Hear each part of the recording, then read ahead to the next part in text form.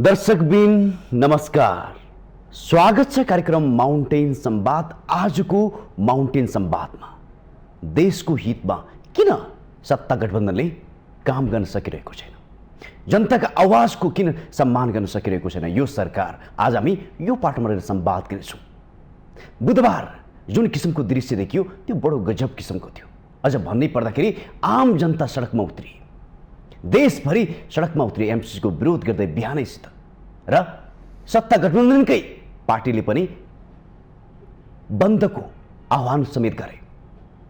एमसीसीको कारणले गर्दा देशको राजनीति उथल पुथल भयो हिजो, अर्थात् बुधबार देशैभरि जुन किसिमको तरङ्ग देखियो यो तरङ्गले एमसीसीको पक्षमा निकै नै तरङ्गित बनाइदियो, देशको राजनीति उथल पुथल बनाइदियो।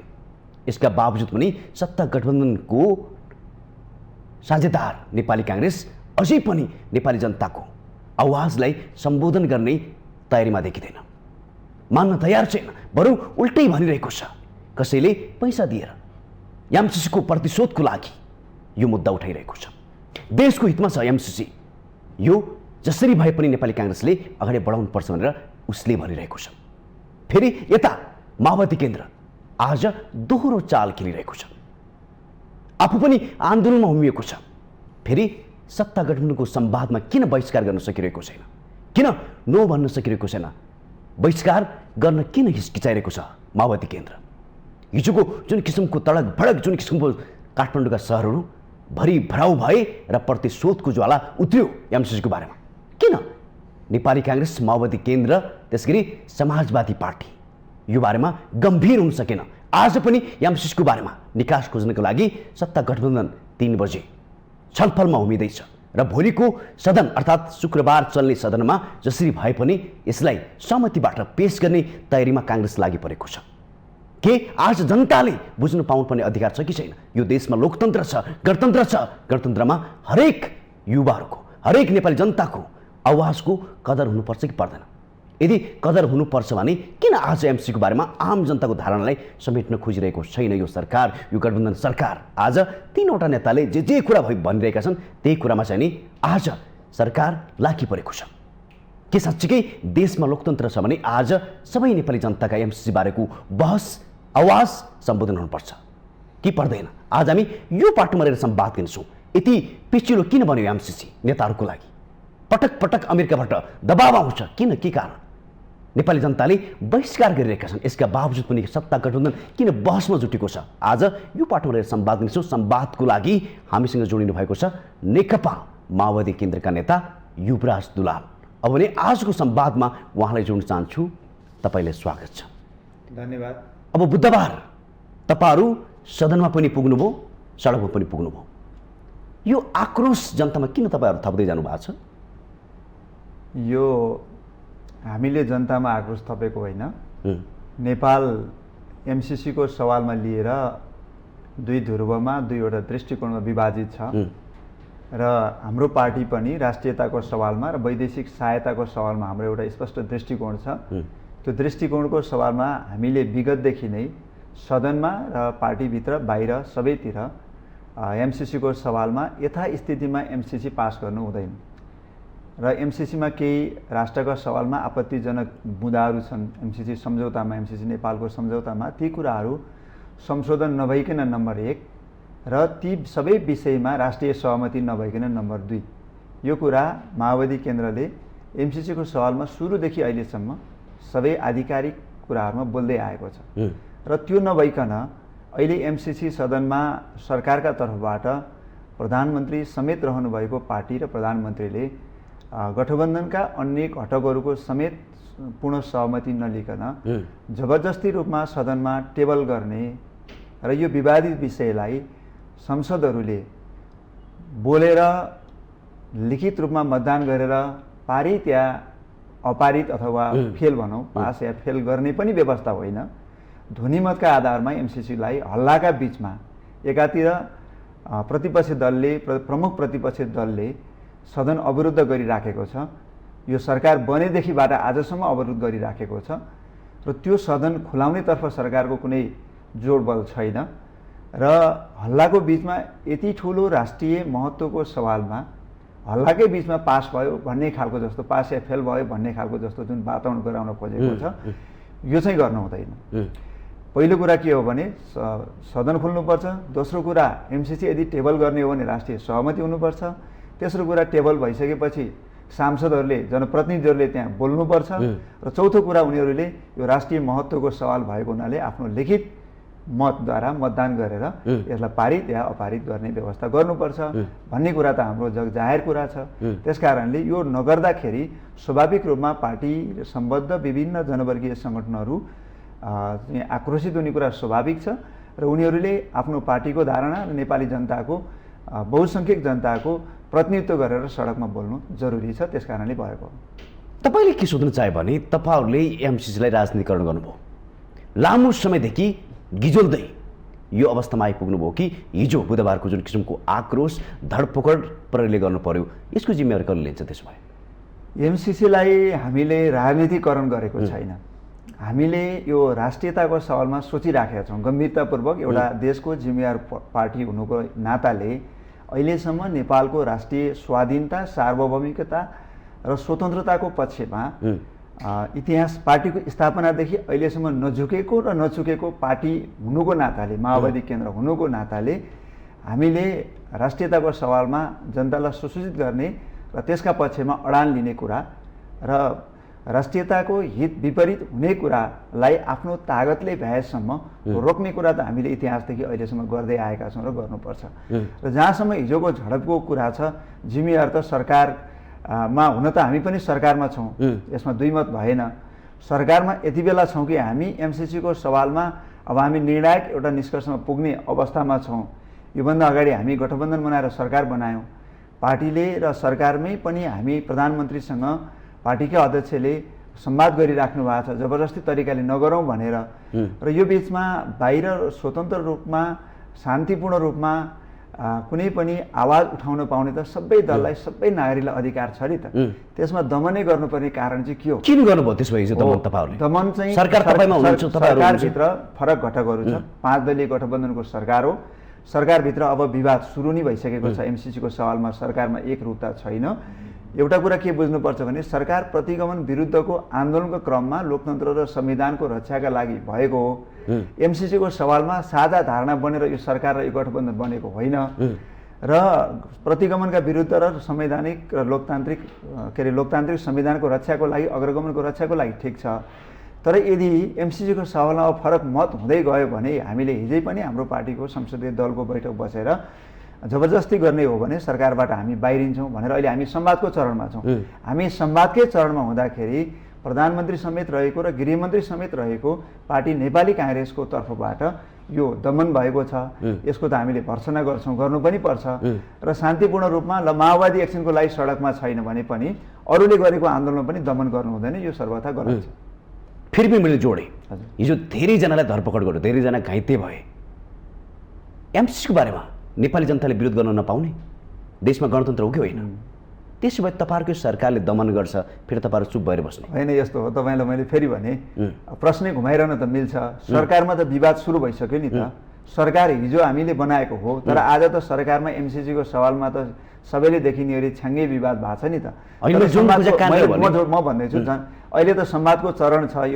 यो सरकारमा रहने नरहने एउटा सानो छोटो सङ्क्रमण काल पनि हो, किन यो वार्ता र संवादको स्वाटै छोडिहाल्ने कुरा पनि भएन। किनभने हामी जिम्मेवार भएर सकेसम्म सरकारमै रहेर एमसिसीलाई यथास्थितिमा रोक्ने पनि हाम्रो कर्तव्य छ। हामी सट्टै बाहिर आउँदा सरकारलाई झन् सजिलो पनि हुन्छ। त्यसकारणले हामी सरकारमा बस्न पनि बाध्य छौँ।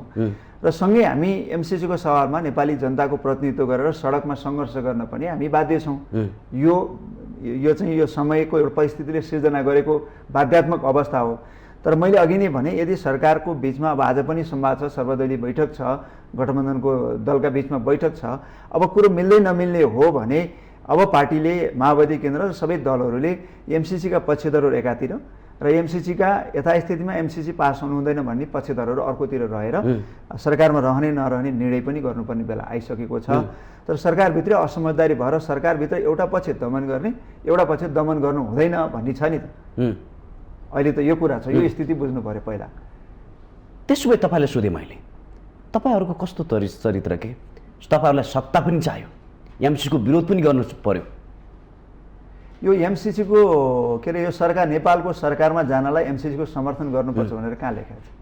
हामी जुन तरिकाले एमसिसी अहिले तपाईँहरूको पत्र बाहिरिया होइन, एकछिन सुन्नुहोस्, सरकारमा नेपालको सरकार बनाउनको लागि हो, यही कुरा विडम्बना छ। तपाईँ हामीले बुझ्नुपर्ने कुरा यही छ, नेपालमा सरकार निर्माण गर्नको लागि विदेशीको सम्झौता, विदेशसँग चाहिँ सहमति लिनुपर्ने, नेपालको सरकारमा बस्नको लागि नेपालको राष्ट्रहित विपरीतका सबै कुराहरू मान्न पर्ने जुन बाध्यताहरू सृजना र नेपालको इतिहासदेखि अहिलेसम्म ती बाध्यताहरू छन् नि।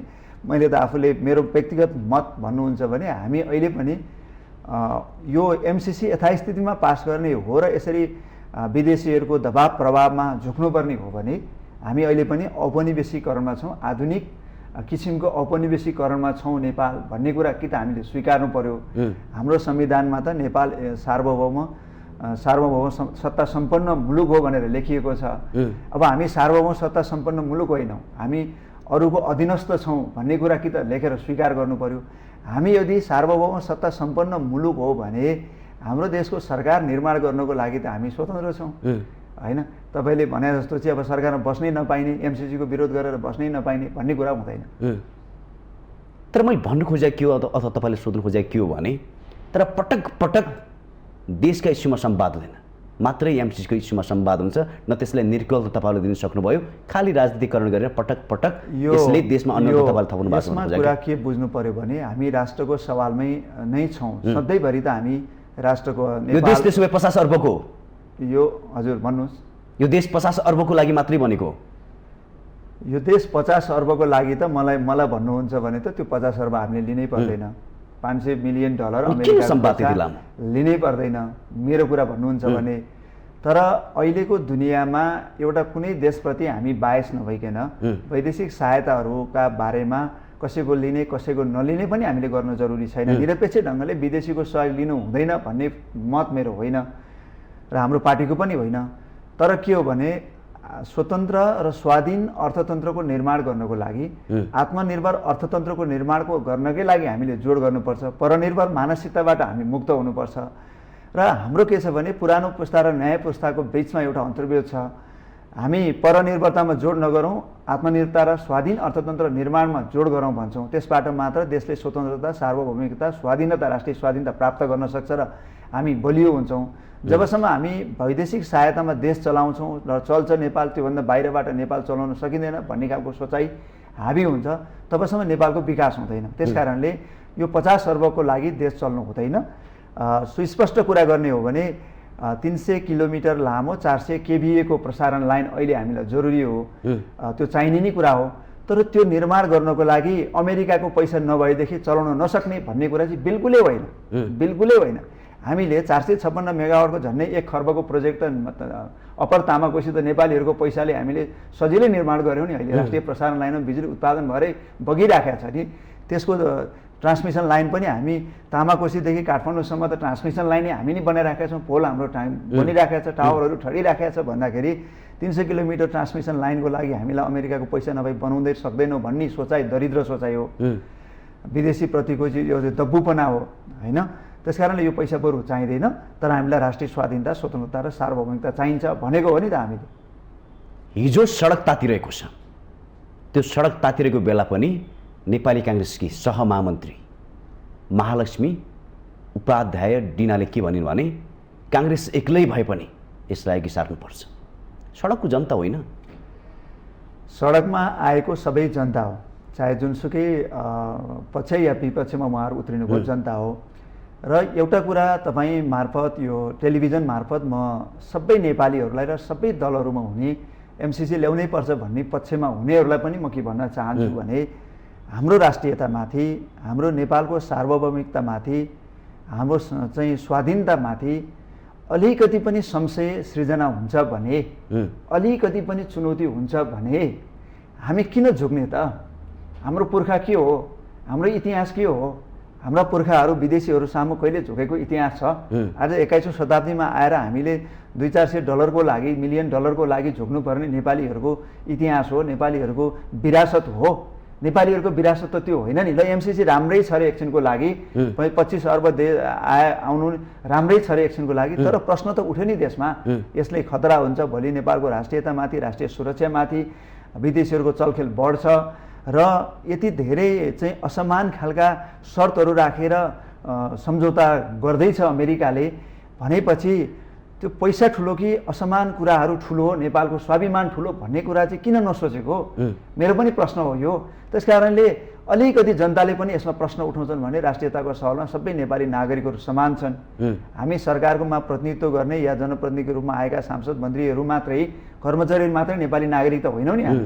सडकमा हिँड्ने सामान्य नागरिकहरू पनि हाम्रा देशका नागरिक हुन् र उनीहरूले पनि राष्ट्रको बारेमा सोच्न र बोल्न पाउँछन् नि त। त्यस कारणले तिनीहरूको आवाजलाई पनि सम्बोधन गर्नुपर्छ। त्यस कारणले सडकमा उठेको आवाजलाई सरकारले सम्बोधन गर्नुपर्छ। यसमा नेपाली काङ्ग्रेस सबभन्दा बढी गैरजिम्मेवार छ अहिले र सँगै नेकपा एमाले पनि गैरजिम्मेवार छ।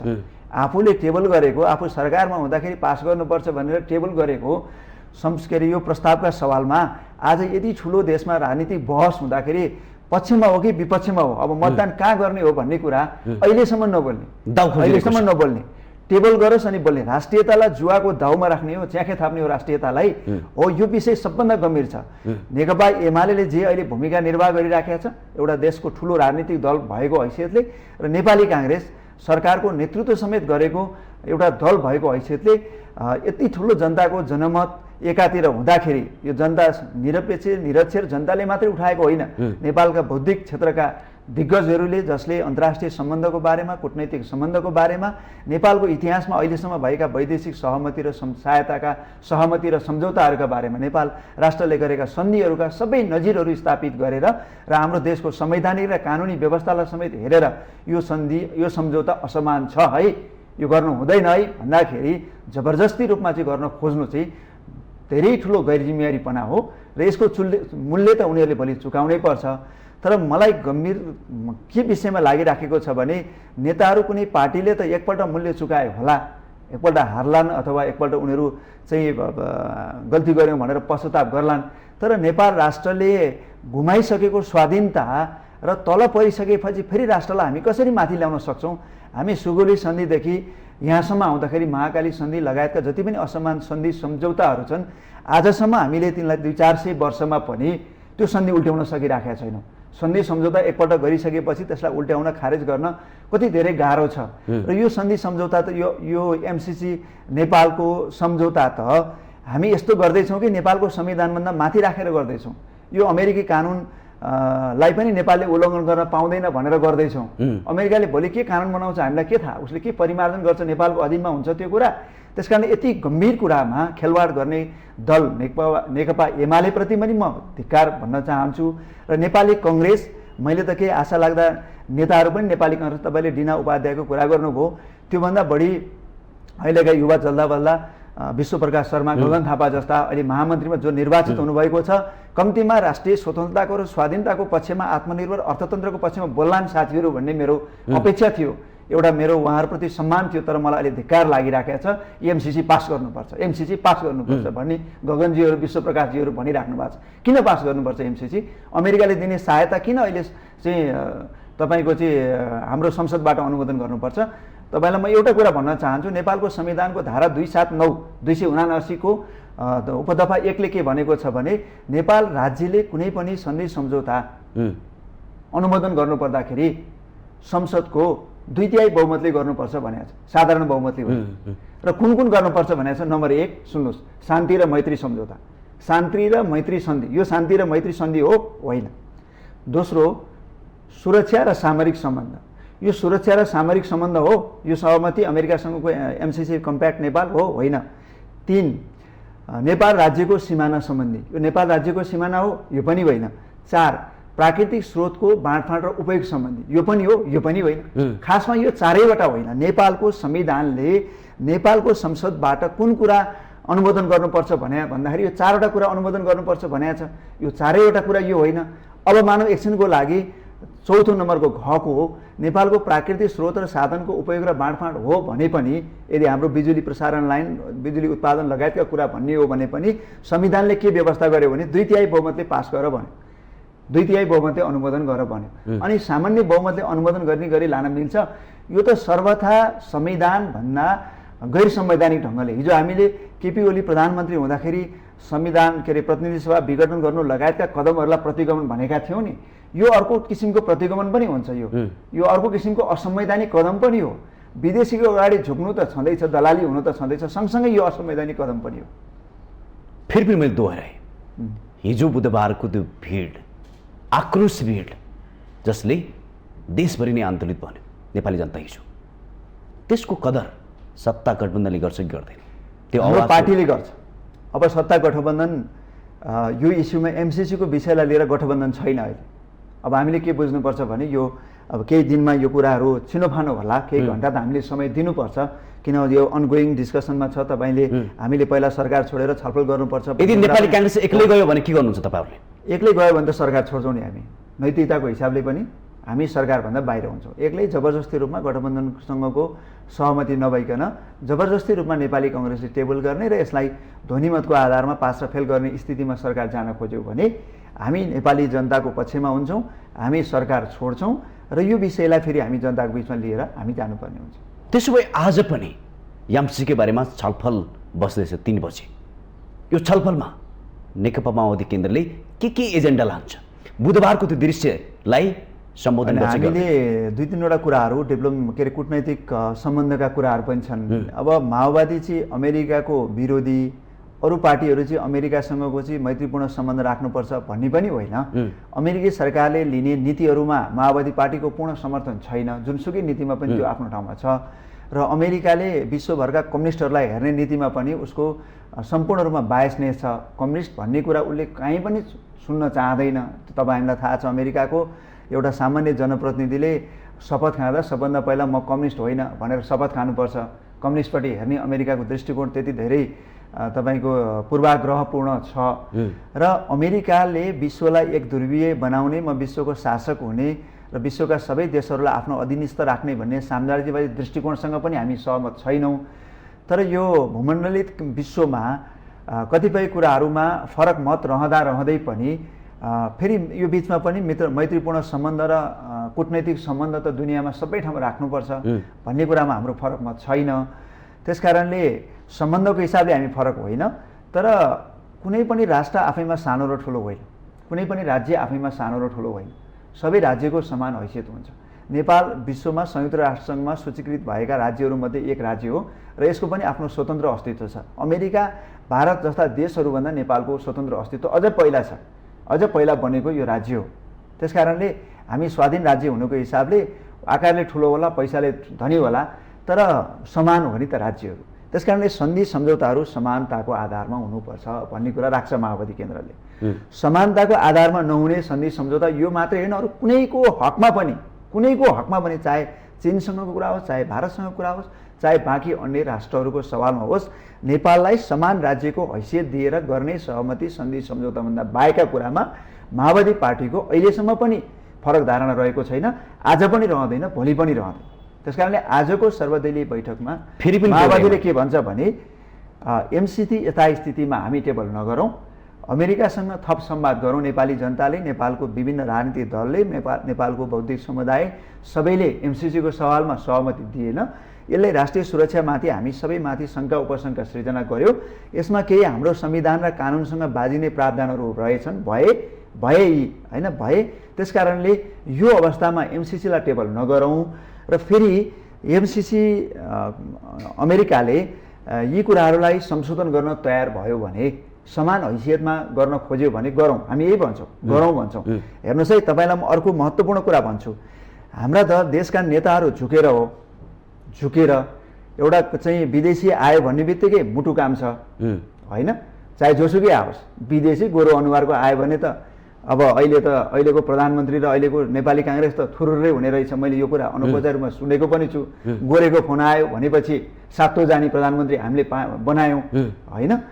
नभएदेखि नेपालका सबै राजनीतिक दल, मेरो आत्मविश्वास, नेपालका सबै राजनीतिक दल, सबै नागरिक समाज र सबै बुद्धिजीवी वर्ग हामी संशोधन गरेर समान हैसियतमा एमसिसी पास गर्छौँ। संशोधन गर भन्यो भने अमेरिकाले 1 हप्ताभित्र संशोधन गर्छ। यो त हामी झुकेर हामी पास गर्छौँ हजुर भनेर पेल्यायो, यस्तो भएको हो, यो झुकेर हो। विदेशीप्रतिको दब्बु र दलालीपनले हो करोडौँ पैसा खाइसकेका छन्। तपाईँ हेर्नुहोस् अस्ति भर्खर पनि कसले खान्छ त्यसो भए? दलालहरू छैनन् देशमा। अहिले पनि तपाईँ हेर्नुहोस्, मैले अस्ति पनि एउटा स्ट्याटस मैले लेखेको छु, विभिन्न राजनीतिक पार्टीभित्रै दलालहरू छन्। सबै दलहरूभित्र चाहिँ केही न केही तपाईँ विदेशी माओवादीभित्र पनि छन्। माओवादीभित्र पनि हुन कोसिस गरेका छ, बिस्तारै हामी हेर्दैछौँ। माओवादीभित्र पनि अहिले बाहिर मुखरित हुने हिसाबले झुक्या कोही छैन। त्यस कारणले अब यही हो भन्न मिलेन अहिले। तर अरू पार्टीमा त खुल्लम धेरै दलाल भएको पार्टी कुन हो तपाईँले भन्नुभयो? धेरै दलाल भएको पार्टी कङ्ग्रेस हो। धेरै दलाल भएको पार्टी कङ्ग्रेस हो। त्यसो भए एमसिसीमा धेरै खान्छ। अब तपाईँलाई म एउटा कुरा भन्छु, अस्ति भर्खरै एउटा एमसिसीका उपाध्यक्ष फतिमा सुमारले एउटा भर्चुअल मिटिङ गर्नुभयो हो नेपालका 26 गते हो, 26 गते भर्चुअल मिटिङ गर्नुभयो। अरुण सुवेदी नेपालको एमसिसीको जिम्मेवारी के छ? नेपाल सरकारले के जिम्मेवारी दिएको छ उहाँलाई? कनकमणि दीक्षितलाई के जिम्मेवारी दिएको छ? लगायतका मान्छेहरूलाई नेपाल सरकारले एमसिसीको बारेमा के जिम्मेवारी दिएको छ? जो अहिले मिडियामा सम्पूर्ण शक्ति लगाएर एमसिसीको पक्षमा वकालत किन गर्नु पर्यो? नेपाली जनताको पक्षमा उहाँहरूले एक शब्द बोल्नु हुँदैन? सडकमा जनताहरू पनि एमसिसीको विपक्षमा छन् भनेर बोल्नु हुँदैन? उहाँहरू फतिमा सुमारसँग चाहिँ बैठक बस्ने उहाँहरूको तपाईँको के अरे वैधानिकता के हो? यसरी बैठक बस्ने अनि यी मिडियाहरू सबै जो यसरी बोलिराखेका छन्, तपाईँले सोच्नु भएको छ त्यत्तिकै बोलिराखेका छन्। बिग मिडियाहरू त्यत्तिकै बोलिराखेका छन्, त्यत्तिकै चाहिँ वकालत गरिराखेका छन्, त्यत्तिकै मेहनत गरेर पढिराखेका छन्। एउटा सानो तपाईँको चाहिँ आज एक दिनको चाहिँ क्लास लिइदिनुहोस् भन्दा यिनीहरूको फी 2-4 लाख हुन्छ, त्यत्तिकै वकालत गरिराखेका होलान् भन्ने कुरा तपाईँ हामीले पत्याउन सक्छौँ। अमेरिकाको पक्षमा, नेपालको पक्षमा हो, अमेरिकाको पक्षमा, एमसिसीको पक्षमा। र के भन्दैछन् भन्दै 55 अरब डलर ल्यायो भने नेपाल स्वर्ग हुन्छ, विकास हुन्छ। 55 अरब डलर के हुन्छ थाहा छ? 55 अरब डलर के अरे 13 अर्ब त नेपालको हो।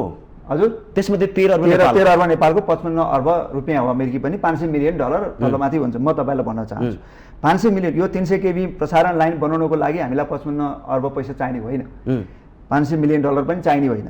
यो नेपाली पैसाले बनाउने हो भने, नेपालीले बनाउने भने 20-25 अर्बको काम हो। यो त भोलि अमेरिकाले लाने हो सबै पैसा, 1 करोडभन्दा बढी तलब खाने, अनि तपाईँको पुरै 4-5 करोडको चाहिँ सुविधा सम्पन्न गाडी चढ्ने, त्यही स्ट्यान्डर्डको हाइफाईमा उनीहरू बस्ने र बाहिरबाट जनशक्ति ल्याउने, बाहिरबाट सामग्री ल्याउने, बाहिरै पैसा लाने हो।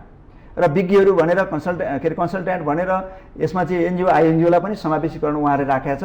विभिन्न सेक्टर बनाएर त्यो चाहिँ यसको बारेमा एउटा माहौल सिर्जना गर्ने, 10औं अर्ब पैसा चाहिँ सामाजिक सशक्तिकरण भनेर राष्ट्रिय अन्तर्राष्ट्रिय गैर सरकारी संस्था मार्फत एमसिसीको पक्षमा वकालत गर्ने मान्छेहरूलाई खुवाउने हो। यो परियोजनामा बुझ्नुभयो नि, खुवाउने हो। नेपालको गरिबी उन्मूलन भनेर पास गराउने र यसको पक्षमा बोल्ने मान्छेलाई 10 अर्ब जति खुवाउने हो। अनि हाम्रो 20-25 अर्बमा बन्ने कामको लागि अर्को 30-40 अर्ब उनीहरूले चाहिँ हाइफाईको तलब सुविधा खाएर सक्ने हो। त्यस कारणले यो पैसाले त समृद्ध नेपाल बन्ने होइन। यो बन्ने त के हो भने एउटा ट्रान्समिसन लाइन बन्ने हो 300 किलोमिटर, जसमा हाम्रो बत्ती प्रसारण हुन्छ, विद्युत प्रसारण हुन्छ, जुन हामी आफै गर्न सक्छौँ। यसमा जागिर सबै अमेरिकाले खाने हो। अनि नेपाल समृद्ध कसरी भयो? नेपाल विकसित कसरी भयो? हुँदैन नि त। खास सोध्नु मन लाग्यो तपाईँलाई, 26 गतेको भर्चुअल संवाद फतिमा सुमारको नेपालका नेताहरू र अन्य व्यक्तिहरूसँग, त्यसमा को थिए? त्यसो भयो त्यसमा मैले अघि नै भनिहालेँ, केही मान्छेहरू जस्तो अरुण सुवेदी, कनकमणि दीक्षित, उहाँहरू सरकारसँग जोडेका व्यक्ति होइनन्। उहाँहरूको सरकारमा के जिम्मेवारी छ? तपाईँले प्रश्न पारिदिनु पऱ्यो। आज छैन उहाँहरूको जिम्मेवारी। नेपाल सरकारले उहाँहरूलाई एमसिसीको सवालमा तिमीहरूले बोल्ने र नेपाल राज्यको पक्षमा वकालत गर्ने भनेर नियुक्ति गरेर तलब भत्ता दिएको छैन। त्यस कारणले हामीले बुझ्नुपर्छ कि यो एमसिसीकै पैसा उनीहरूले खाएका छन्। राखेका एजेन्ट हुन्। त्यसो भए राखेको एजेन्टै हुने, दलाल हुने। अरुण सुवेदीले त आफूलाई हुन त उहाँले बेग्ने गरेर भनेको म दलाल अरुण सुवेदी बोलेको भनेर एमसिसीको पक्षमा वकालत गर्नुभयो उहाँले। म दलाल अरुण सुवेदी बोलेको भनेर वकालत गर्नुभयो। उहाँलाई म दलाल भन्ने लाग्दैन। उहाँलाई के लाग्छ? मैले राष्ट्रको विकासको लागि बोलेको छु भन्ने लाग्छ। किन भन्दा उहाँको दृष्टिकोण त्यही अनुसार बनाएको छ, त्यही अनुसार बनाइएको छ। किन उहाँमा परनिर्भर मानसिकता छ, ममा आत्मनिर्भर मानसिकता छ। बरु रोटी र ढिँडो खान्छु तर राष्ट्रिय स्वाधीनताको पक्षमा लड्छु भन्ने मानसिकता मसँग छ। उहाँहरूसँग त्यो छैन। उहाँहरू विदेशीले दिएन, यो एमसिसी लिएन भने वर्ल्ड ब्याङ्कदेखि अरू सबै सहायता अमेरिकाले रोकिदिन्छ, रोक्छ अमेरिकाले। हामीलाई एमसिसी भन्दा बढी अमेरिकालाई नेपाल चाहिएको छ। हामीले यो एमसिसी रिजेक्ट गऱ्यौँ भने नि अमेरिका फेरि आउँछ। यो कुरा लेखेर राख्नुहोस्। म मिडियामा बोल्दैछु, म नि एउटा जनप्रतिनिधि हुँ र यो देशमा चाहिँ देशको राष्ट्रियताको लागि, देशको लागि काम गर्छु भनेर चाहिँ लागेको एउटा राजनीतिक कर्मी पनि हो। लेखेर राखौँ, एमसिसी हामीले रिजेक्ट गऱ्यौँ भने नि अमेरिका फेरि आउँछ। हामीलाई चाहिएर आएको होइन। हाम्रो मायाले उसले 55 अर्ब दिँदै छैन। हाम्रो मायाले दिँदै भएदेखि अस्ति भर्खर विदेश मन्त्रीले नेपालका नेताहरूलाई फोन गरेर एमसिसी पास गर्ने भए गर, नभए यो मात्रै होइन अरू सबै पनि रोक्छु भने किन रोक्नु पर्यो? के छ यसमा कुरा? यति कुरा बुझ्नु पर्दैन नेपालका विज्ञ भने नि यी मान्छेहरूले विभिन्न राजनीतिले खाएको छ नि त, खाएर बनेका मान्छे हुन् नि त, विदेशीले बनाइदिएका हुन् नि त यिनीहरू विदेशीले बनाइदिएर यहाँ पुर्याइदिएका हुन्। अनि किन बोल्छन् नेपालको पक्षमा? यिनीलाई नेपालको के माया छ? त्यसो भए नेताहरूलाई नेपालको माया छैन? नेपालको माया छँदै छैन भन्ने कुरा होइन, तर नेपाल उनीहरूको दिमागमा के छ भने विदेशीहरूको प्रभुहरूको सहायता बिना हामी चल्न सक्दैनौँ भन्ने छ के, सरकारमा पुग्न नि सकिँदैन भन्ने छ। म त स्पष्ट रूपमा भन्न सक्छु सबभन्दा बढी अहिलेका प्रधानमन्त्रीमा छ यो मानसिकता। त्यसो भए अहिलेका प्रधानमन्त्री एमसिसी कारणले बनेका हुन्? एमसिसीकै कारणले बनेका हो भन्दा पनि फरक नपर्ला। अहिले तपाईँ सबै हेर्नुभयो नि, मलाई के थाहा छ भने कतिसम्म थाहा छ भने सरकार गिर्नुको कारण एमसिसी हो। सरकार गिर्नुको कारण एमसिसी होइन, प्रतिगमनका कारणले सरकार गिर्यो हो। तर यो सरकार गिराउने बेलामा केपी ओलीको सरकार गिराउने बेलामा के हो भने नेपाली जनताले थाहा पाउनुपर्छ। हामी चाहिँ केपी ओलीको कारणले संविधान ध्वंस हुने भयो, नेपालको लोकतन्त्र र अग्रगमनमाथि चुनौती आउने भयो, संघीयतामाथि चुनौती आउने भयो। त्यसकारणले केपी ओली इज ओभर भन्ने भयो। केपी ओली अब काम छैन यो देशको लोकतन्त्रको रक्षाको लागि, संविधानको रक्षाको लागि। त्यसकारणले प्रतिगमनकारी केपी ओलीलाई सत्ताबाट च्युत गर्नु पर्यो। तर च्युत गर्न त बहुमत चाहियो, हामीसँग बहुमत छैन।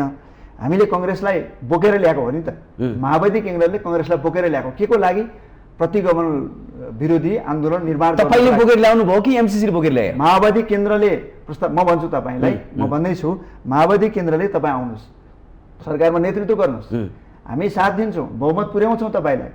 प्रतिगमनकारी किन उहाँहरू पनि प्रतिगमन विरोधमै हुनुहुन्थ्यो नि त। संविधानको विघटन त कङ्ग्रेसले समर्थन गरेका थिएन नि, कङ्ग्रेसले चाहिँ विरोधै गरेको थियो नि त प्रतिगमन, दुवैपल्टको प्रतिगमनमा। त्यसकारणले एउटै मोर्चा भयौँ नि त हामी, एउटै धारणा भयौँ र एकता भयो। तर त्यति बेला के चाहिँ कुरा थियो भने विदेशीहरूको साथ नभइकन त कहाँ म प्रधानमन्त्री हुन सक्छु भन्ने मानसिकता चाहिँ प्रधानमन्त्रीको थियो, त्यो भरम थियो, उहाँले थियो उहाँको। त्यसकारणले यसमा नेपालमा भारत अमेरिका त खुल्ला चलखेल छ नि, मैले किन लुकाउनु पर्छ? सरकार बनाउने गिराउने कुरामा भारत र अमेरिका त खुल्ला चलखेल छ। त्यति बेला अमेरिकाको उहाँलाई अगाडि बढ्नुहोस्, एमसिसी पारित गर्नुहोस्, हाम्रो साथ छ भनेको हुनुपर्छ। र कङ्ग्रेसले त पहिला पनि एमसिसीकै पक्षमा बोलेको छ नि, सधैँ बोलिरहेको छ नि, सरकारभन्दा पहिला पनि बोलेको छ। कङ्ग्रेसकै चाहिँ अर्थमन्त्री हुँदाखेरि एमसिसी सम्झौता भएको र उहाँ फेरि बारम्बार बोलिराखेको छ भनेपछि यो एमसिसी पास गर्छु भनेर कङ्ग्रेस आएको हो। माओवादीले चाहिँ के भने हो भने, अहिले तपाईँले पत्रको पनि कुरा गर्नुभयो, हामी एउटा राष्ट्रिय सहमति सबैसँग छलफल गरेर एमसिसी के हो वास्तविकता, एमसिसीका सबै धाराहरू अध्ययन गरेर के हो त राष्ट्रिय हितमा छ छैन भन्ने कुरा सबै गर्छौँ। एउटा समय हामीलाई दिनुहोस्, हामी चाहिँ निरपेक्ष रूपमा एमसिसीको विरोधी होइनौँ। हाम्रो राष्ट्रलाई हानि पुग्दैन भने हामीलाई दिने वैदेशिक सहायता त सबैको हामीले लिएकै छौँ नि भन्या हो नि त हामीले। त्यस कारणले त्यो भन्या हो। तर अब साँच्चैकै एमसिसीकै आधारमा सरकार रहने नरहने, सरकार एमसिसीकै आधारमा बन्या हो कि होइन भन्ने कुराको छिनोफानो चाहिँ अब हुन्छ। तपाईँले बडो गजबको रहस्य जोड्नु भयो, एमसिसी कारणले गर्दा प्रधानमन्त्री शेरदेव बने होइन? प्रधानमन्त्री बनेको चाहिँ प्रतिगमनको कारणले हो, प्रतिगमनको कारणले हो। तर उहाँले ढाडस लिने कुरा चाहिँ भन्नु न, अलिकति वैदेशिक, उहाँ कस्तो भन्दा विदेशी शक्तिहरूप्रति विश्वास गर्ने मान्छे होइन, विदेशी शक्तिमा विश्वास गर्ने, ज्योतिषीमा विश्वास गर्ने, आफ्नो कर्ममा होइन, आफ्नो क्षमतामा होइन, त्यस्तोमा विश्वास गर्ने पात्र हो भन्ने कुरा त नेपाली जनतालाई राम्रोसँग थाहा छ नि त। तपाईँले के जोडे भने अघि पनि संवादको बाटो मैले गर्न खोजेको थिएँ, हिजो बुधबारको जुन आवाज नेपाली जनताको थियो यसलाई त नेपाली काङ्ग्रेस खासै स्वीकारेको छैन, मैले अघि पनि भनिसकेँ तपाईँलाई। तर आजको छलफल बैठकमा यो बारेमा संवाद हुन्छ कि हुँदैन? आजको छलफलमा यी विषयहरू संवाद हुन्छ नै। मलाई लाग्छ कङ्ग्रेसले पनि सरकारमै भएर किन आन्दोलन गरेको, तपाईँका जनवरी सङ्गठनहरूले, भातृ सङ्गठनले भनेर कङ्ग्रेसले पनि भन्ला, प्रधानमन्त्रीले तपाईँहरूले मात्र गर्नु भएन, हिजो सारा नेपालीहरू सबैले गरेछ भनौँ, हामीलाई भन्ला नि त, अरूले त गर्न त, अरू त सरकारमा नभएर गरे, माओवादी सरकारमै भएर किन गरे पनि भन्ला। तर हामी पार्टी मात्रै होइनौँ, हामी पहिलो त नेपाली हो नि त, हामी नेपाली होइन, हामी आफ्नो राष्ट्रलाई माथि राखेर सोच्न पाउँदैनौँ कहिलेकाहीँ, हाम्रो पार्टीभन्दा माथि राष्ट्रलाई राखेर सोच्न पाउँदैनौँ हामी। त्यस कारणले पाउँछौँ, हाम्रो पार्टीले स्पष्ट ढङ्गले भन्छ यो विषय छलफल हुन्छ, त्यहाँ जनताले गरेको कुरामा दमन गर्न पाइँदैन भनेर हाम्रो पार्टीले बोल्छ। सरकारमा रहेरै हामी सरकारमा छौँ र हामी मात्रै होइन, अरूले पनि सङ्घर्ष गरेका छन् सडकमा। त्यसकारणले सडकमा उठेको आवाजलाई सम्बोधन चाहिँ गर्नुपर्छ, तर सडकमा उठेको आवाजलाई दमन गर्नु हुँदैन भनेर आजको संवादमा माओवादी केन्द्रले बोल्छ। त्यसो भए भोलि पनि अर्थात् शुक्रबार पनि तपाईँहरू आम जनतालाई भिडाउनु खोज्दै हुनुहुन्छ? जनतालाई यदि तपाईँले एकछिन चुप लाग्नुहोस्, माओवादी पार्टी चुप लाएर सुतेर बसेछ भने जनता सडकमा आउँछ। माओवादीले भिडाएर जनता सडकमा आएको होइन। माओवादी पार्टी चुप लाएर बस्यो, आज माओवादी पार्टी एमसिसीको पक्षमा अहिले वकालत गर्यो भने पनि जनता सडकमा आउँदैन। माओवादीले गराएको जनतालाई सडकमा ल्याएको होइन, उनीहरू स्वतन्त्र ढङ्गले आएको हो। यति कुरा बुझ्नुपर्छ। त्यसो भए माओवादी केन्द्र किन बहिष्कार गर्न सकिरहेको छैन एमसिसी? हिजोको संवादमा, हिजोको आवाजमा त्यही सुनिन्थ्यो। होइन होइन, अब माओवादी केन्द्रले एमसिसीको बारेमा स्पष्ट क्लियर कट कुरा गरिसकेका छ। क्लियर कट कुरा के हो भने यथास्थितिमा नम्बर 1 अहिले यथास्थितिमा एमसिसी टेबल गर्न हुँदैन। नम्बर 2 जबरजस्ती टेबल गरी मतदानमा लानुपर्छ। मतदानमा लाँदाखेरि माओवादीले विपक्षमा पठाउँछ। क्लियर कट कुरा छ। यो पाटै छैन, हिजोको आवाज सुन्यो भने नो एमसिसी, एमसिसी चाहिँदैन। हो, एमसिसी चाहिँदैन। माओवादीले मैले भने हामी निरपेक्ष त हुनु हुँदैन। नेपाली जनताको आवाजको सम्मान हुने कि नहुने? नेपाली जनताको आवाजको सम्बोधन हुनुपर्छ। विवादमा रहेर संशयमा रहेर नो एमसिसी भन्न पनि मिल्छ। विवाद र संशयमा र असमान रूपमै जाने हो भने नो एमसिसी, असमान बुँदाहरू राखेर, असमान प्रावधानहरू राखेर एमसिसी पारित गर्ने हो भने नो एमसिसी। माओवादीको यो क्लियर कट धारणा हो। नो जनतालाई सोध्नु भएन त्यसो भए तपाईँहरूले? हजुर, जनतालाई किन सोध्नु भएन? सोध्नु पर्छ कि पर्दैन तपाईँहरूले? जनताले त बोलिराखेका छन् नि। जनताको प्रतिनिधि भएको हिसाबले पार्टीले जनताको भावनाको कदर गरेर बोल्नुपर्छ।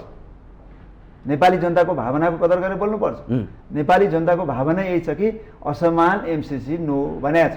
त्यसकारणले असमान हुँदाखेरि एमसिसी नो, समान भएर राष्ट्रिय सुरक्षामा, राष्ट्रियतामाथि कुनै पनि खलल आउने खालको प्रावधानहरू भएन भने यस नेपाली जनताको भनाइ हो। हामी नेपाली जनता जहाँ हुनुहुन्छ माओवादी केन्द्र त्यहीँ छ।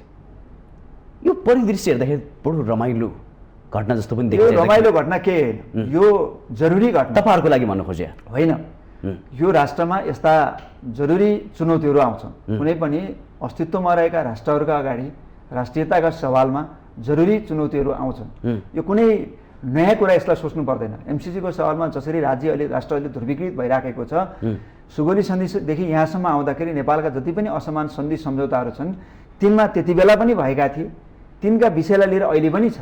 अहिले पनि असमान महाकाली सन्धिको बारेमा नेपाली जनतामा आवाज छ र त्यसलाई चाहिँ परिमार्जन गर्नुपर्छ भनेर नेपाल भारत प्रबुद्ध समूह जुन बनेको थियो, त्यो प्रबुद्ध समूहले नेपाल र भारत बीच भएका सबै सन्धिहरू असमान छन्। सीमाका कुराहरू चाहिँ सीमा मिचिएको छ। त्यसकारणले भारतले यो कुरालाई सम्बोधन गर्नुपर्छ भनेर तयार गरेको प्रतिवेदन पनि भारत सरकारले बुझेन। त्यसकारणले हामीले के बुझ्नुपर्छ भने नेपाल माथि भारत होस् या चीन होस् या अमेरिका होस्, शक्ति केन्द्रहरूको आँखा लागेको छ। नेपाल चाहिँ यो सबै नागरिकले उहीले नबुझ्न सक्नु होला। सामरिक हिसाबले नेपाल असाध्यै स्ट्राटेजिक रणनीतिक महत्त्वको ठाउँमा अवस्थिति छ। यति धेरै इम्पोर्टेन्ट ठाउँमा छ। विशाल दुईवटा देशहरू भारत र चीनको बिचमा, जो विश्व अर्थतन्त्रको उदयमान शक्ति हो, ठुलो शक्तिको रूपमा अमेरिकालाई चुनौती दिने शक्ति अहिले विश्वको भारत र चीन हो, चीन र भारत हो। यो ठाउँमा छ। भारत र चीनको पनि आपसी प्रतिस्पर्धा छ। त्यो प्रतिस्पर्धाको बिचमा चाहिँ उनीहरूको प्रेसरलाई रिलिज गर्ने काम भूमिका पनि नेपालले गरेको छ। र अमेरिका र चीनको बिचमा पनि ठुलो युद्ध छ। अघोषित रूपमा प्रतिस्पर्धा विश्वको महाशक्ति को हुने भन्ने युद्ध छ। र के अरे स्पेसमा, अन्तरिक्षमा त अमेरिकाको आफ्नो उपस्थिति चीनको भन्दा माथि छ, महासागरमा पनि माथि छ। तर थलको हिसाबले, स्थलको हिसाबले विश्वका विभिन्न त्यस्तो लोकेसनहरू, दक्षिण एसियाको त्यस्तो पोइन्टहरू अमेरिकालाई चाहिएको छ। त्यो मध्ये सबभन्दा महत्त्वपूर्ण पोइन्ट चाहिँ नेपाल हो। नेपाल कस्तो बनियो भने पूर्वदेखि पश्चिमसम्म लमतन्न बन्यो। 1000 झन्डै 1100 किलोमिटर लामो भूगोल चाहिँ नेपालले चीनसँगको एउटा सिमाना छ, उसको 1100 भन्दा लामो। भारतसँग पनि त्यत्तिकै छ। त्यसकारणले त्यति लामो यस्तो भूगोल भएको यो सामरिक हिसाबले महत्त्वपूर्ण भूगोल हुनु एकातिर हामीलाई यो चाहिँ चुनौतीको रूपमा रह्यो। त्यसकारणले नेपालमा जुनसुकै विदेशी शक्ति राष्ट्रहरू चाहिँ विभिन्न प्रलोभनहरू देखाएर आफ्नो प्रभाव बढाउने, नेपालको सरकार आफ्नो इसारामा चलाउने, नेपालको सरकार आफ्नो इसारामा बनाउने गरिराखेकै छन् नि। त्यस कारणले एमसिसीको इस्युमा आएर आज जे रमिता भयो यो रमिता बनाइएको यो मैले विदेशी शक्तिहरूले बनाएको हो विदेशी शक्तिहरूले बनाएको हो विदेशी शक्तिसँग झुक्ने प्रवृत्तिले यसलाई मलजल गरेको हो र विदेशीहरूका अघोषित दलालहरूले यो स्थिति सिर्जना गरे। तपाईलाई म भन्छु 2017 मा जति बेला प्रारम्भिक मस्यौदा एमसिसीको भएको थियो 2017 को मस्यौदामा भएका प्रावधानहरूलाई सरकारको क्याबिनेटले समेत निर्णय नगरिकन 2019 मा फेरि सरकारले त्यो के अरे एमसिसीले एकातर्फी रूपमा त्यो मस्यौदालाई परिमार्जन गर्यो। अर्थमन्त्रीले स्वीकृत गरे। अर्थमन्त्री नेपालको संविधानभन्दा माथि हो। अर्थमन्त्री नेपालको मन्त्री परिषदभन्दा माथि हो। नेपालको कुनै पनि मन्त्री परिषदले त्यतिखेर स्वीकृत गरेको छैन। एउटा तपाईलाई उदाहरण दिन्छु। सन् 2017 मा भएको सम्झौतामा नेपाल सरकारको तर्फबाट एमसिसीको प्रतिनिधित्व एमसिसी नेपालको प्रतिनिधित्व अर्थमन्त्रीले गर्नेछ भनेर लेखिएको छ। 2019 मा के गरियो? अर्थमन्त्री जुनसुकै पार्टीको जुनसुकै विचारको नि आउने भयो। अब यसलाई हटाइदिनु पर्यो। नेपालको प्रतिनिधित्व नेपाल सरकारका तर्फबाट एमसिसी नेपालको प्रमुखले गर्नेछ भनियो। हेर्नुहोस् है, अर्थमन्त्रीलाई हटाइयो। अब त्यहाँ कोही विज्ञ कोही कर्मचारी भनेर राख्न पाइने प्रावधान गरियो। त्यो पनि कसले नियुक्ति गर्छ? एमसिसीले गर्छ। एमसिसीले गर्ने मान्छे त दलालहरू जल्ला गरे नै पाइयो। एमसिसीको नुन खाए जस्तो उसकै बारेमा बोल्नु पर्यो नि त। त्यस कारणले एउटा मात्रै उदाहरण, अर्थमन्त्रीलाई हटाएर अर्को मान्छेलाई प्रमुख बनाइयो। नेपालको 2017 को चाहिँ प्रावधानमा एमसिसी नेपालमा भए गरेका कामहरूको अनुगमन, निरीक्षण, लेखापरीक्षण सबै नेपाल सरकारले गर्नेछ भनेर ल्याइयो। 2019 मा के गरियो? यो परियोजनाको कुनै जग्गा र भवन पनि एमसिसी अमेरिकाको सहमति बिना नेपाल सरकार छिर्न पनि पाउँदैन भनेर लेख्यो। अब यी विज्ञ भन्ने दलालहरू के तर्क गर्छन् भने त्यो एमसिसीमा त हाम्रो नेपालका सरकारका कर्मचारी नै हुन्छन् भन्छ भन्छन्। नेपालका कर्मचारी भएर त्यहाँ होइनन्, एमसिसीका कर्मचारी भएर त्यहाँ हुन्छन्। यो कुरा बुझ्नुपर्छ हामीले। एमसिसीका कर्मचारी भएर त्यहाँ हुन्छन्। नेपाली अनुहारका नेपाली नागरिकताधारी हामी म भएँ भने पनि जो आज पनि छन्, जो छन् अहिले को भएर हुन्छन्? अब एमसिसी अमेरिकाका भएर हुन्छ। नेपाली नागरिक होइनन् ती। तिनले अमेरिकाको कानुन मान्नुपर्छ। एमसिसीको ल त मान्नु पर्यो नि त। एमसिसीको ल के छ? अमेरिका कानुन छ हो, नेपालको कानुनभन्दा माथि छ हो, नेपालको संविधानभन्दा माथि छ हो। त्यसकारणले गद्दारहरूले यो एमसिसी सम्झौता नेपालको हितमा छ भनेर कसरी बोल्न सकेको? तपाईले प्रश्न पार्नु पर्यो यो कुरा त। कसरी प्रश्न पार्नु पर्यो? ती त गद्दार हुन्, मैले भनिसकेँ नि। ती गद्दार हुन्। विदेशीको पैसामा रियाल चुहाउने, परनिर्भरतामा विश्वास गर्ने, एमसिसी गयो भने नेपाल पिछडिन्छ भन्ने सोचाइ राख्ने परनिर्भरवादी दलालहरू, तिनले सोच्नुपर्छ नि त। तिनलाई नेपाली जनताले चिन्नुपर्छ नि त। म त भन्छु यति विवाद भइसकेपछि एमसिसीलाई ब्याक गरिदिनु। अमेरिकालाई तपाईँको 55 के अरे $500 लानुहोस्, तपाईँ नै खानुहोस्, कहाँ दिन मिल्छ अरू देशमा दिने भनेर उसले भनिराखेको छ, घुर्गी लगाइराखेको छ। यही शर्त राखेर अरू देशमा दिएर देखाओस् न। यही शर्त राखेर श्रीलङ्कामा पास किन नगरे? तपाईलाई मैले अरू दललाई प्रश्न गरेको तपाईँ मात्र। म त क्लियर छु नि। एमसिसी यो यथास्थितिमा पास गर्नु हुँदैन, यस्तो अवस्थामा एमसिसी फिर्ता गरे हुन्छ भन्ने मेरो पार्टीको पनि मत छ, मेरो पनि मत छ नि त। अमेरिकन एम्बेसीले पनि हिजोको भिड, आक्रोशी भिड देखेको होला, तर कुनै पनि जवाब दिएन। अमेरिकी एमसिसीलाई त तपाईँले के बुझ्नु पर्यो भने अमेरिकालाई त जसरी पनि नेपालमा एमसिसी ल्याउनै छ नि त। यो अमेरिकाको मिसन हो नि। 2000 तपाईँको के अरे ट्रम्प प्रशासन हुँदाखेरि अमेरिकाको सुरक्षा रणनीतिमा, ट्रम्प जति बेला राष्ट्रपति थिए त्यति बेला अमेरिकाको सुरक्षा रणनीतिमा के भनिएको छ भने हामी विश्वमा त्यसो भए नेता किन चलाक होइन भन्नु खोजेँ कि मैले। सुन्नुहोस्, विश्वमा जति पनि लगानी गर्छौँ अमेरिकाको तर्फबाट, जति पनि सहायता प्रदान गर्छौँ, हाम्रो नेपालको राष्ट्रिय सुरक्षा रणनीतिका लागि त्यसले चाहिँ सहयोग गर्नेछ।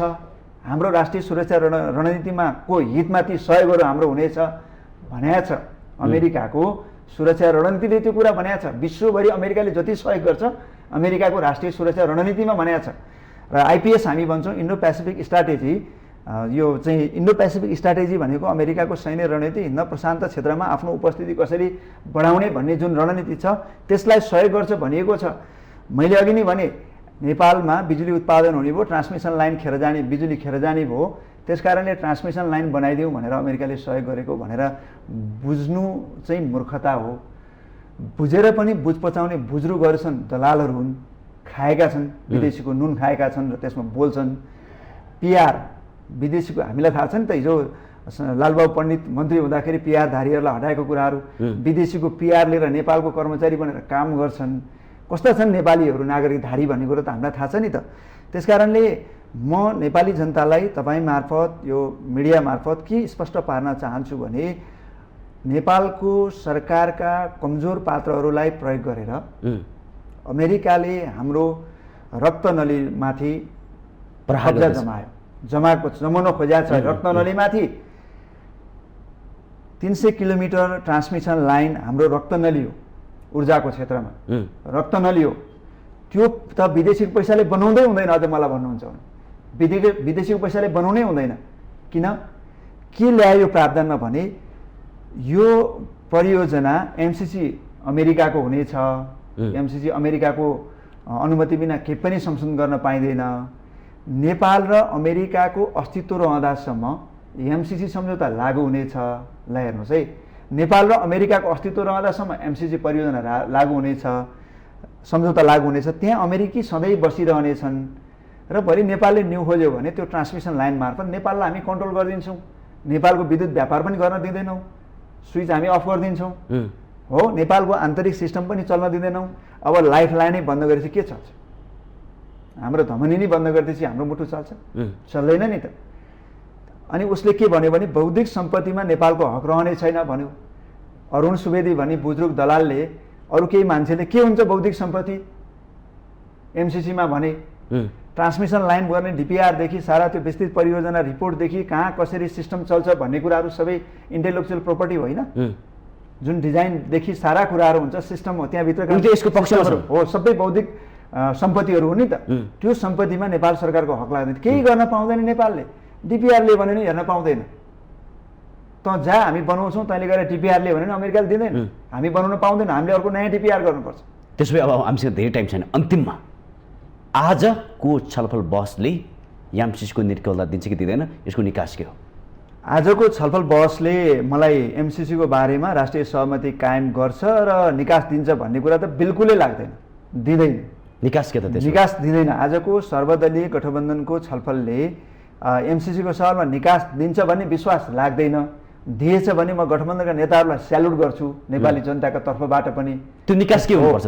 त्यो निकास भनेको एमसिसी रोक्ने, नेपालको सबै राजनीतिक दल र सबै पक्षले यो असमान बुँदाहरू परिमार्जन गर भनेर एमसिसी अमेरिकालाई भन्ने र गर्यो भने एमसिसी गर्यो भने स्वीकार गर्ने, गरेन भने हामी एमसिसीमा सहमति गर्न सकेनौँ। अब तपाईँहरूको समय सीमा पनि सकियो।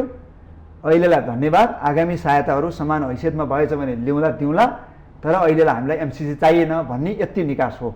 योभन्दा बाहेकका निकास भने राष्ट्रघाती निकास हो। पक्कै पनि यदि देशको हितमा छ भने एमसिसीलाई अगाडि बढ्नुपर्छ। र आजको दिनमा एमसिसी देशको हितमा छैन। सत्तागठबन्धनको बहस पनि यसमा खोजिनुपर्छ, यसमा बहस केन्द्रित हुनुपर्छ भन्दै आजको यो सम्वादमा यसको लागि धेरै धेरै धन्यवाद दिँदै बिदा हुन चाहन्छु। नमस्कार। धन्यवाद। नमस्ते। दर्शकबिन, आम जनता सडकमा उत्रि बुधबार टिकीको लागि त्यो आवाजको पनि आज सत्ता गठबन्धनले कदर स्वरूप संवाद गर्नुपर्छ र यो बहस देशको हितमा हुनुपर्छ, एमसिसीको हितमा होइन। देशको हितमा एमसिसी छ भने मात्रै हाम्रो देशको लागि आवश्यक छ। यदि देशको लागि एमसिसी बन्न सक्दैन भने आजको सत्ता गठबन्धनको बैठकले पनि यो देशको हितमा हुन सक्ने गरी संवादको निर्कलता खोजोस् भन्दै आजको संवादमा म कार्यक्रम सञ्चालक खगेन्द्र विष्ट बिदा हुन चाहन्छु। नमस्कार।